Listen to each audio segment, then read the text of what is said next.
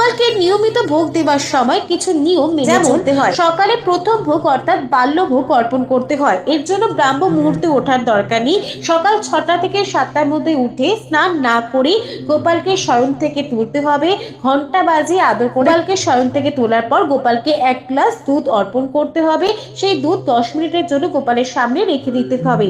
এরপর দ্বিতীয় ভোগ, স্নান সেরে গোপালকে স্নান করিয়ে বেলা 11:30 থেকে 12টার মধ্যে গোপালকে দ্বিতীয় ভোগ অর্পণ করতে হবে। এই ভোগের মধ্যে আপনি রাখতে পারেন দই, মাখন, মিছরি এবং যে কোনো ফল।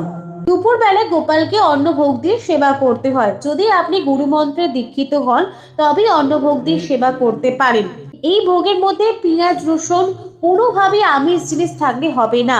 এরপর সান্ধ্যকালীন ভোগ। সান্ধ্যকালীন ভোগের মধ্যে আপনি অর্পণ করতে পারেন মাখন, মিছরি বা নারকেল নাড়ু। রাতের শয়নের আগে গোপালকে 1 গ্লাস দুধ অবশ্যই অর্পণ